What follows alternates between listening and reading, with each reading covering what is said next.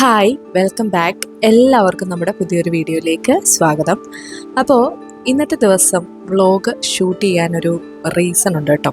അതായത് ഇന്നത്തെ ദിവസത്തിൻ്റെ പ്രത്യേകത ഇന്ന് വാലന്റൈൻസ് ഡേ ആണ്. അപ്പോൾ ഫെബ്രുവരി 14 ഷൂട്ട് ചെയ്യുന്ന ഒരു വ്ളോഗാണ് കേട്ടോ. അപ്പോൾ ആദ്യം തന്നെ നിങ്ങൾക്ക് വാലന്റൈൻസ് ഡേ വിഷസ് ഞാൻ അറിയിക്കുകയാണ്. ഇപ്പോൾ കുറച്ച് ദിവസങ്ങളൊക്കെ കഴിഞ്ഞു, എങ്കിലും കുഴപ്പമില്ല, ഒരു വിഷ് ഇരിക്കട്ടെ കേട്ടോ. അപ്പോൾ ഏട്ടൻ എനിക്കിതേ ഒരു ഡയറി മിൽക്കൊക്കെ വാലന്റൈൻസ് ഡേ ഗിഫ്റ്റായിട്ട് തന്നിട്ടുണ്ടായിരുന്നു. കഴിഞ്ഞ വാലന്റൈൻസ് ഡേക്ക് ഞാനും ഒരു ഗിഫ്റ്റ് കൊടുത്തിട്ടുണ്ടായിരുന്നു. അത് വ്ളോഗിൽ നമ്മൾ കാണിച്ചിട്ടുണ്ടായിരുന്നു. അപ്പോൾ ഇങ്ങനെ വാലന്റൈൻസ് ഡേ ഗിഫ്റ്റുകളൊക്കെ ഏട്ടൻ തരൽ എപ്പോഴും പതിവുള്ളതാണ്. ഞാൻ ഇപ്പോൾ ഈ തവണ ഒന്നും ഫെബ്രുവരി 14 എന്ന് വിചാരിച്ചെങ്കിലും ഗിഫ്റ്റ് കൊടുക്കുന്നതിനെ പറ്റിയൊന്നും പിന്നെ പല പല തിരക്കുകളൊക്കെ ആയതുകൊണ്ട് അതൊക്കെ അങ്ങോട്ട് വിട്ടുപോയിട്ടോ. അപ്പോൾ ഞാൻ ഫേസ്ബുക്കിൽ ഒരു പോസ്റ്റൊക്കെ ഇട്ടിട്ടുണ്ടായിരുന്നു. അപ്പോൾ ജസ്റ്റ് ആ പോസ്റ്റൂടെ ഞാനിവിടെ ഒന്ന് ആഡ് ചെയ്തിട്ടുണ്ട്. കാരണം കുറച്ച് കാര്യങ്ങൾ സംസാരിക്കാനുണ്ട്. അപ്പോൾ അതുവരെ വീഡിയോയുടെ ലെങ്ത് അങ്ങനെ പൊക്കോട്ടെ എന്ന് വിചാരിച്ചിട്ടാണേ. അപ്പോൾ ഞാൻ പറഞ്ഞല്ലോ, ഇന്ന് വാലന്റൈൻസ് ഡേ ആയതുകൊണ്ട് തന്നെയാണ് ഞാൻ ഈ ഒരു വ്ളോഗ് ഷൂട്ട് ചെയ്ത് തുടങ്ങിയത്. അതിന് റീസൺ എന്ന് പറയുന്നത്, എൻ്റെ കുറച്ച് ദിവസങ്ങൾക്കൊക്കെ മുമ്പുള്ള ഏതോ ഒരു വ്ളോഗിൽ ഞാൻ ഫിനാൻഷ്യൽ സ്റ്റെബിലിറ്റി, അതായത് പെൺകുട്ടികൾ ഫിനാൻഷ്യലി സ്റ്റേബിൾ ആവണം, അങ്ങനെയുള്ള കാര്യങ്ങളൊക്കെ പറഞ്ഞു എന്ന് തോന്നുന്നു. ഞാൻ പല വീഡിയോസിൽ അങ്ങനെ എന്തെങ്കിലുമൊക്കെ പറയാറുണ്ടല്ലോ. അപ്പോൾ എൻ്റെ ഒരു ആൻറ്റി ഉണ്ട്, അതായത് അച്ഛൻ്റെ പെങ്ങളാണ്. അപ്പോൾ ആൻറ്റി ഇങ്ങനെ വ്ളോഗ് കണ്ടതിന് ശേഷം എനിക്ക് മെസ്സേജ് അയച്ചു, ലൈക്ക് ഇനി വരുന്ന ഒരു വ്ളോഗിൽ ആൻറ്റി പറയുന്നൊരു വിഷയത്തെ പറ്റി ഒന്ന് സംസാരിക്കണം, ആർക്കെങ്കിലും അത് കേട്ടിട്ട് എന്തെങ്കിലും ഒരു ചേഞ്ച് വരുവാണെങ്കിൽ നല്ലതായിരിക്കുമല്ലോ എന്ന് വിചാരിച്ചു. അപ്പോൾ ആൻറ്റി എൻ്റെ അടുത്ത് പറഞ്ഞൊരു വിഷയം, ഈ പ്രണയത്തിൽ അകപ്പെട്ട് പോയിട്ട് അത് ജീവിതത്തെ ബാധിക്കുന്ന, അല്ലെങ്കിൽ അതിൻ്റെ പേരിൽ ജീവിതം നഷ്ടമാകുന്ന കുറേ കുട്ടികളുണ്ടല്ലോ. അതായത് നമ്മളിപ്പോൾ ന്യൂസൊക്കെ വെച്ചിട്ടുണ്ടെങ്കിൽ ഇങ്ങനെയുള്ള വാർത്തകളാണ്. പ്രണയിക്കുന്നു, ഒരാൾ മറ്റൊരാളെ ഉപദ്രവിക്കുന്നു, ലൈക്ക് അതിപ്പോൾ പ്രണയം ഉപേക്ഷിക്കേണ്ട ഒരു അവസരം വരുമ്പോൾ അതിന് തേച്ചിട്ട് പോവുക എന്നുള്ള പേരൊക്കെയാണല്ലോ ഇപ്പോൾ നമ്മൾ ന്യൂ ജനറേഷൻ ഉപയോഗിക്കുന്നത്. അപ്പോൾ അങ്ങനെ ഒരു ബന്ധത്തിൽ നിന്ന് ഇറങ്ങി പോകാനൊരു സ്വാതന്ത്ര്യമില്ലാതെ വരുന്ന അവസ്ഥ, ആ സ്വാതന്ത്ര്യമില്ലാതെ വരുന്ന സമയത്ത് ഓപ്പോസിറ്റ് നിൽക്കുന്ന ആളുകൾ ചെയ്യുന്ന ചില കാര്യങ്ങൾ, അതിപ്പോൾ ഈ ഇടയ്ക്ക് KR മീര ഈ ഗ്രീഷ്മയുടെ ആ ഒരു കേസുമായിട്ട്, ഗ്രീഷ്മ ഷാരോൺ കേസുമായിട്ട് ബന്ധപ്പെട്ട് അതിനെപ്പറ്റി ഒരു വേദിയിൽ ഇങ്ങനെ സംസാരിച്ചു. അതായത് ഇറങ്ങിപ്പോവാൻ അങ്ങനെ സ്വാതന്ത്ര്യമില്ലെങ്കിൽ ചിലപ്പോൾ നമ്മൾ കഷായം കൊടുക്കും എന്നുള്ള രീതിയിൽ. അത് ഭയങ്കര വിവാദമായി.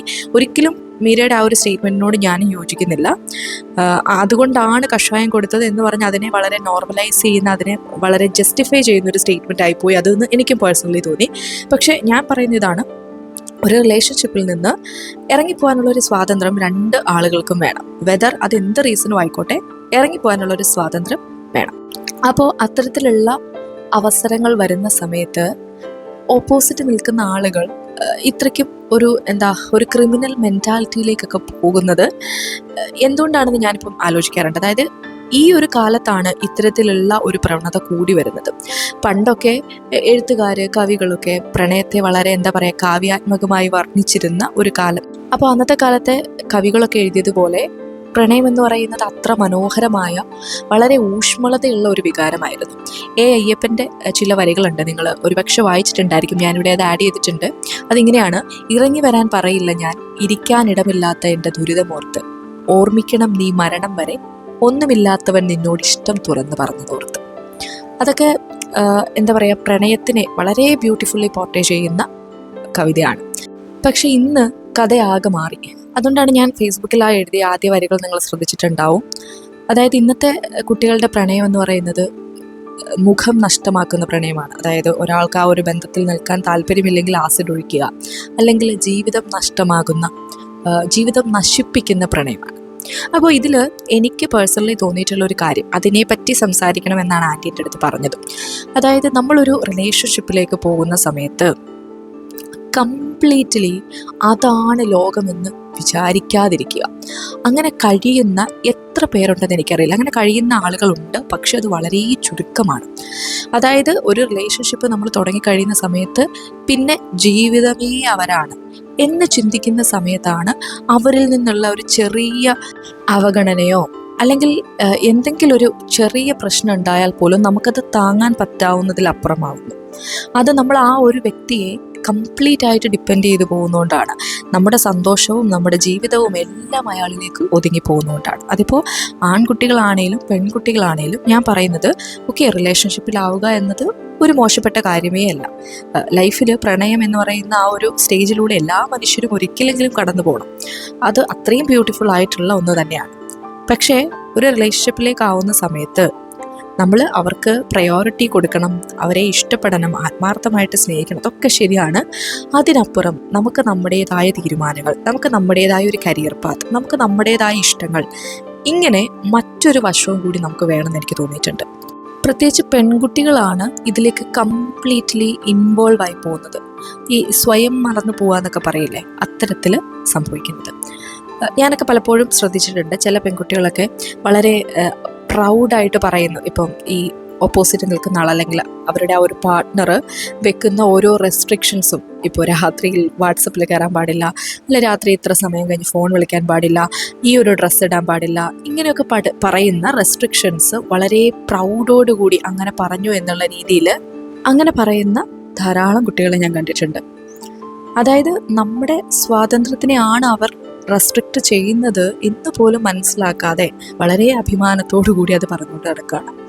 ഒരു പക്ഷേ ഈ കാര്യങ്ങളെപ്പറ്റി ഒരു ധാരണ ഇല്ലാത്തതുകൊണ്ടായിരിക്കും, അല്ലെങ്കിൽ അവരിതിനെപ്പറ്റി ഒട്ടും അവെയറല്ല, അവർക്ക് അതാണ് അവരുടെ ലോകം, അതുകൊണ്ടാണ്.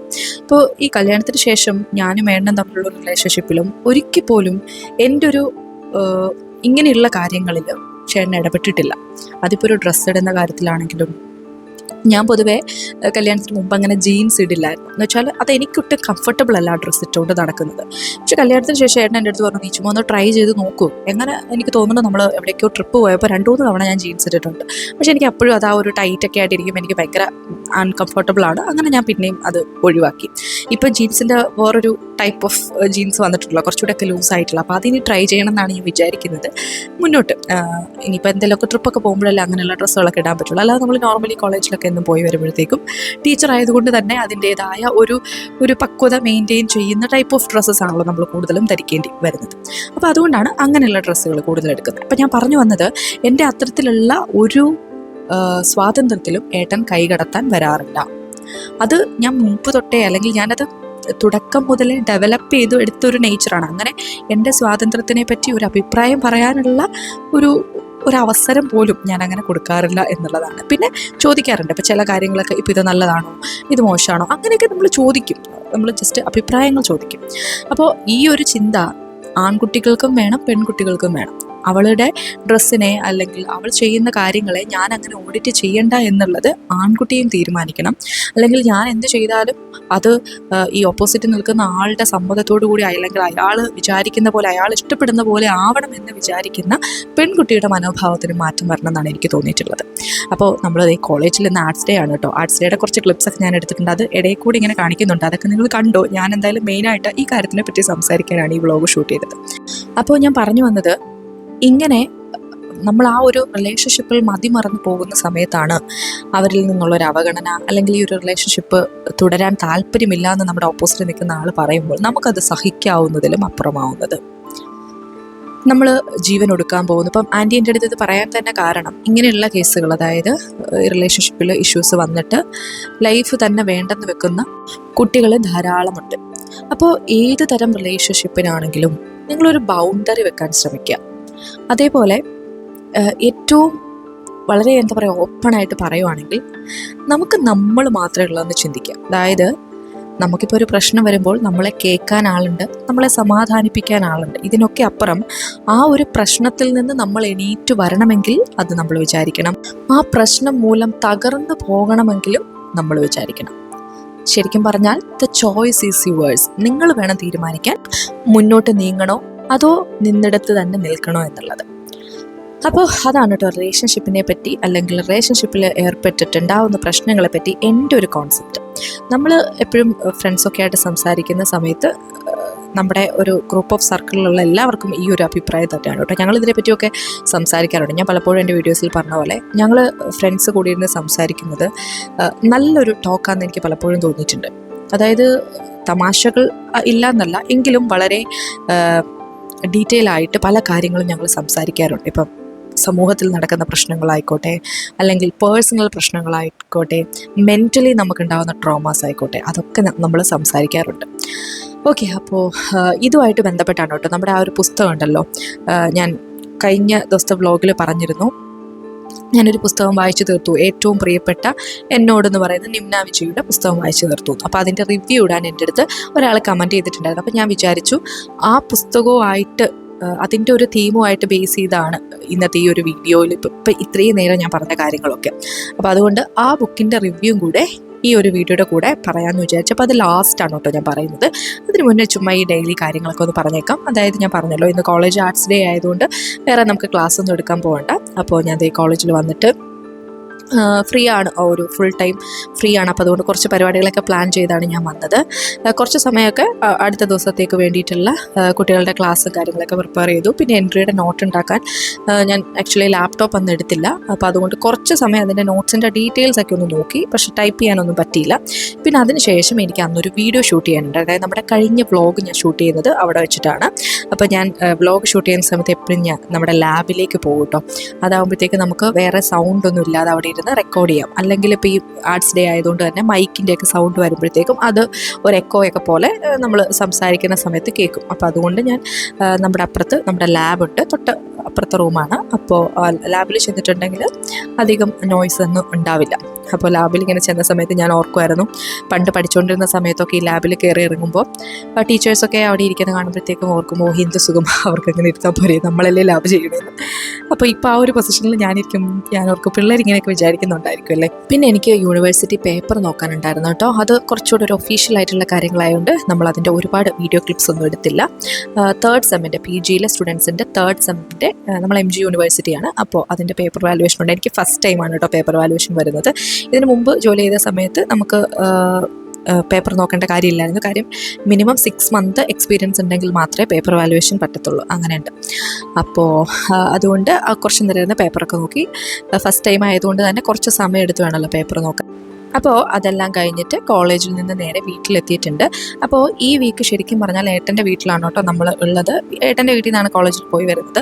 പക്ഷേ എനിക്ക് 1-2 ബുക്ക് എടുക്കാൻ വേണ്ടിയിട്ട് എൻ്റെ വീട്ടിൽ വരണമായിരുന്നു. അപ്പോൾ ഞാൻ അങ്ങനെ വന്നപ്പോൾ വീട്ടിൽ നമ്മൾ ഓർഡർ ചെയ്ത ഒരു ഈ ഓണിയനൊക്കെ കട്ട് ചെയ്യുന്ന ഒരു സംഭവം വന്നിട്ടുണ്ടായിരുന്നേ. ഇത് ശരിക്കും ഏട്ടൻ്റെ വീട്ടിലേക്ക് ഞാൻ ഒരെണ്ണം വാങ്ങിച്ചായിരുന്നു. അപ്പോൾ അത് വളരെ യൂസ്ഫുൾ ആണെന്ന് തോന്നി. അപ്പോൾ അതുകൊണ്ട് ഞാൻ എന്തായാലും ഇങ്ങോട്ടേക്ക് ഒരെണ്ണം വാങ്ങിച്ചേക്കാന്ന് ഓർത്ത് വാങ്ങിച്ചാണ്. അതിനുശേഷം പിന്നെ നേരെ ചേട്ടൻ്റെ വീട്ടിലേക്ക് പോയി. അറിയാമല്ലോ, വലിയ ദൂരമൊന്നുമില്ല, ഒരു 10 മിനിറ്റിൻ്റെ കാര്യമുള്ളൂ. അപ്പം അങ്ങനെ ചെന്ന് പിന്നെ വാവയുടെ കാര്യങ്ങളെല്ലാം നോക്കി അവന് കുറുക്കൊക്കെ കൊടുത്ത് അവൻ ഉറങ്ങി. അത് കഴിഞ്ഞ് ഇനിയിപ്പോൾ എനിക്ക് എന്തെങ്കിലും പഠനവും കാര്യങ്ങളൊക്കെ നടക്കത്തുള്ളൂ. അപ്പോൾ അവൻ ഉറങ്ങിക്കഴിഞ്ഞപ്പോഴത്തേക്കും തന്നെ കുറച്ച് സന്ധ്യയായിട്ടോ, ഒരു 7 മണിയൊക്കെ ആയി. അപ്പം ഞാൻ വിചാരിച്ചു, അലക്കാൻ ഇട്ടിട്ടുണ്ടായിരുന്നു, ഞാൻ വന്ന സമയത്ത് തന്നെ അലക്കാനിട്ടു, പക്ഷെ അതൊന്നും വിരിക്കാനുള്ള സമയം കിട്ടിയില്ല. അപ്പോൾ പിന്നെ അവിടെ വെളിയിൽ അഴിയിൽ കിടക്കുന്ന തുണികളൊക്കെ ഒന്ന് മാറ്റിയിട്ട് ഈ ഉണങ്ങിയിട്ടുള്ള തുണിയൊക്കെ എടുത്ത് മാറ്റിയിട്ട് അലക്കിയ തുണി ഒന്ന് ഇടുവാണ്. അപ്പോൾ അതിൻ്റെ കുറച്ച് വീഡിയോസൊക്കെ അവിടെ തൊട്ടാണ് പിന്നെ വീഡിയോസ് എടുക്കാൻ പറ്റിയത് കേട്ടോ. കാരണം വന്നു കഴിഞ്ഞാൽ പിന്നെ അവൻ്റെ കൂടെ കുറച്ച് നേരം കളിക്കും. അപ്പോൾ അധികം പിന്നെ വീഡിയോസൊന്നും ഷൂട്ട് ചെയ്യാറില്ല. പിന്നെ അത് കഴിഞ്ഞ് അവന് ഫുഡ് കൊടുക്കും. ഫുഡ് കൊടുക്കുന്നത് വീഡിയോ ഷൂട്ട് ചെയ്യാനേ നടക്കില്ല. കാരണം ഒരു കണക്കിനാണ് അവനെ കുറച്ച് ആഹാരം ഒന്ന് കഴിപ്പിക്കുന്നത്. അപ്പോൾ അതിനിടയ്ക്ക് നമുക്ക് പിന്നെ വീഡിയോ ഒന്നും ഷൂട്ട് ചെയ്യാനുള്ള സമയം കിട്ടില്ല. അതിനുശേഷം ആൾ കുറുക്കൊക്കെ കഴിച്ചിട്ടൊന്ന് ഉറങ്ങും. അപ്പോൾ ആ ഒരു സമയം ഉറങ്ങുന്ന ഒരു സമയം ഒരു 2 മണിക്കൂർ, ഏറ്റവും മിനിമം ഒരു 2 മണിക്കൂർ ഉറങ്ങാറുണ്ട്. അപ്പോൾ ഇന്നിപ്പോൾ ഇച്ചിരി ലേറ്റായി പോയി കിടന്നപ്പം. അല്ലെങ്കിൽ ഒരു 6 മണിയൊക്കെ ആകുമ്പോൾ കിടന്നു കഴിഞ്ഞാൽ ഒരു 8 മണിയൊക്കെ വരെ ഉറങ്ങും.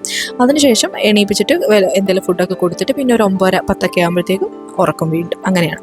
അപ്പോൾ ഞാൻ ആ പരിപാടിയൊക്കെ കഴിഞ്ഞിട്ട് പിന്നെ എനിക്ക് എൻട്രിയുടെ ക്ലാസ് നാളെ എടുക്കാനുണ്ട്. അപ്പോൾ അതിന് വേണ്ടിയിട്ടുള്ള നോട്ട്സ് ഇന്ന് പ്രിപ്പയർ ചെയ്യുവാണ്. ഞാൻ പറഞ്ഞില്ലേ, കോളേജിൽ വെച്ച് ഞാൻ കുറച്ച് കാര്യങ്ങൾ നോക്കിയായിരുന്നു, പക്ഷേ ലാപ്ടോപ്പ് എടുക്കാത്തതുകൊണ്ട് അത് ടൈപ്പ് ചെയ്ത് വെക്കാൻ പറ്റിയില്ല. അപ്പോൾ അതുമായിട്ട് ബന്ധപ്പെട്ട കുറച്ച് കാര്യങ്ങൾ ചെയ്യുവാണ്. അപ്പോൾ അവൻ റൂമിൽ കിടന്ന് ഉറങ്ങുന്നതുകൊണ്ട് ഞാൻ ഹോളിൽ ഇരുന്നിട്ടാണ് കേട്ടോ അതിൻ്റെ കാര്യങ്ങളൊക്കെ ചെയ്യുന്നത്. അപ്പോൾ അത്രയൊക്കെ ഉള്ളൂ കേട്ടോ. വ്ളോഗിൽ ഞാൻ എല്ലാ കാര്യങ്ങളും ഒന്നും ഷൂട്ട് ചെയ്തില്ല. എൻ്റെ മെയിൻ എയിം എന്ന് പറയുന്നത് നമ്മൾ ഇന്ന് സംസാരിച്ച കാര്യം പറയാമെന്നുള്ളതാണ്. അപ്പോൾ ഇപ്പോൾ ഓരോ വീഡിയോസിനും നിങ്ങളിടുന്ന കമൻറ്റുകളൊക്കെ ഞാൻ കാണാറുണ്ട് കേട്ടോ. എനിക്ക് ഭയങ്കര സന്തോഷമാണ്. അപ്പം ആ ഒരു കമൻറ്റിൽ കണ്ടിന്യൂ ചെയ്യുക. അതേപോലെ ഇന്ന് നമ്മൾ സംസാരിച്ച ഈ ഒരു കാര്യവുമായിട്ട് ബന്ധപ്പെട്ട് നിങ്ങളുടെ തോട്ട്സ് എന്താണ് എന്നുള്ളത് ഒന്ന് കമൻറ്റ് ചെയ്യാൻ വേണ്ടിയിട്ട് ശ്രമിക്കുക കേട്ടോ. എനിക്ക് ഭയങ്കര ഇഷ്ടമുള്ള ഒരു കാര്യമാണ്. അങ്ങനെ ഒരു എന്താ പറയുക, ഇപ്പോൾ ഞാൻ പറഞ്ഞില്ല, എൻ്റെ ഫ്രണ്ട്സൊക്കെ ആയിട്ട് നമ്മൾ ഇങ്ങനെയുള്ള കാര്യങ്ങൾ സംസാരിക്കുമ്പോൾ ഇപ്പോൾ നമുക്ക് ഇല്ലാത്ത പല വ്യൂ പോയിൻറ്റ്സും അപ്പോൾ പല കാര്യങ്ങളെ പറ്റി അവർ പറയുമ്പോഴായിരിക്കും നമുക്ക് കിട്ടുന്നത്. അപ്പോൾ എന്തൊക്കെയാണ് ഓരോ ആൾക്കാരുടെ വ്യൂവിൽ നിന്ന് ഓരോ കാര്യങ്ങളെ നോക്കി കാണുമ്പോൾ അവർക്ക് തോന്നുന്നത് എന്താണ് എന്ന് കേൾക്കാൻ എനിക്ക് ഭയങ്കര ഇൻട്രസ്റ്റ് ആണ് കേട്ടോ. അപ്പോൾ അതുകൊണ്ട് തന്നെ ഈ ഒരു കാര്യത്തിനെ പറ്റി, നമ്മൾ ഇന്ന് സംസാരിച്ച കാര്യത്തിനെ പറ്റി നിങ്ങൾക്കുള്ള അഭിപ്രായങ്ങൾ കൂടി ഒന്ന് കമൻറ്റ് ചെയ്യാൻ വേണ്ടിയിട്ട് ശ്രമിക്കണം കേട്ടോ. അപ്പോൾ ഇനിയിപ്പം നമുക്കുള്ളൊരു കാര്യം എന്ന് പറയുന്നത് ആ ഒരു പുസ്തകത്തിൻ്റെ റിവ്യൂ പറയുക എന്നുള്ളതാണ്. അപ്പോൾ ഏറ്റവും പ്രിയപ്പെട്ട എന്നോട് എന്നാണ് പുസ്തകത്തിൻ്റെ പേര്. എഴുതിയ വ്യക്തി നിമ്ന വിജയ് എന്ന് പറയുന്ന ഒരു ഓഥറാണ്. അപ്പോൾ ഇത് ഞാൻ ശരിക്കും വാങ്ങാൻ കാരണം ഇൻസ്റ്റഗ്രാമിലും അല്ലെങ്കിൽ സോഷ്യൽ മീഡിയയിലൊക്കെ വളരെ ഫേമസ് ആയിട്ടുള്ള അല്ലെങ്കിൽ അതിലൊക്കെ തരംഗമായി മാറിക്കൊണ്ടിരിക്കുന്ന ഒരു പുസ്തകമായിരുന്നു. അപ്പോൾ അതാണ് എനിക്ക് പിന്നെ ഒന്ന് വായിച്ചേക്കാമെന്ന് വിചാരിച്ചത്. അപ്പോൾ എനിക്ക് തോന്നുന്നു ആദ്യ പുസ്തകമാണ് ഈ ഒരു 2025 തുടങ്ങിയ സമയത്ത് ആദ്യ നോവലാണ്. അതായത് കവിതകൾ ഞാൻ വായിച്ചിട്ടുണ്ടായിരുന്നു, മാമൻ്റെ പുസ്തകം പബ്ലിഷ് ചെയ്തതിനെ പറ്റി പറഞ്ഞല്ലോ, അപ്പോൾ അത് ഞാൻ വായിച്ചിട്ടുണ്ടായിരുന്നു. ഫസ്റ്റ് നോവലാണിത്. അപ്പോൾ ഇതിൽ എനിക്ക് തോന്നിയൊരു കാര്യം, ഞാൻ ഒരു 20 പേജ് വായിക്കണം എന്ന് വിചാരിച്ച് സ്റ്റാർട്ട് ചെയ്തതാണ്. കാരണം കോളേജിൽ ഫ്രീ ആയിട്ട് കിട്ടുന്ന സമയത്ത് ഒരു 20 പേജസ് വീതം വായിച്ചു പോകാം എന്നുള്ള രീതിയിലാണ് സ്റ്റാർട്ട് ചെയ്തെങ്കിലും ഒറ്റ ഇരിപ്പിന് ശരിക്കും പറഞ്ഞാൽ ഞാൻ ആ പുസ്തകം കംപ്ലീറ്റ് വായിച്ചു തീർത്തു കേട്ടോ. അതായത് ഏകദേശം 218 പേജ് ഉണ്ടെന്നാണ് എൻ്റെ ഓർമ്മ. അത്രയധികം പേജുകൾ വായിച്ചു പോയി. കാരണം ഒരു ഫ്ലോ ഉണ്ട് ഇത് വായിക്കാൻ. ഇപ്പോൾ ഇങ്ങനെ എന്താ പറയുക, കടുകട്ടി സാഹിത്യമൊന്നുമല്ല, വളരെ നോർമലായിട്ട് നമ്മൾ സംസാരിക്കുന്ന പോലെ അല്ലെങ്കിൽ ഒരു സിനിമ കാണുന്നൊക്കെ ഫീലിൽ, ഒരു സിനിമാറ്റിക് ഫീലോട് കൂടി നമുക്കത് വായിച്ചു തീർക്കാൻ പറ്റും. അപ്പോൾ ഈ കഥയിലെ കേന്ദ്ര കഥാപാത്രം എന്ന് പറയുന്നത് അതിഥി എന്ന ഒരു പെൺകുട്ടിയാണ്. 22 വയസ്സുകാരിയായിട്ടുള്ള ഒരു പെൺകുട്ടിയാണ്. അവളും അവളുടെ ചുറ്റുമുള്ള മനുഷ്യരിലൂടെയാണ് ഈ ഒരു കഥ ഇങ്ങനെ പുരോഗമിച്ചു പോകുന്നത്.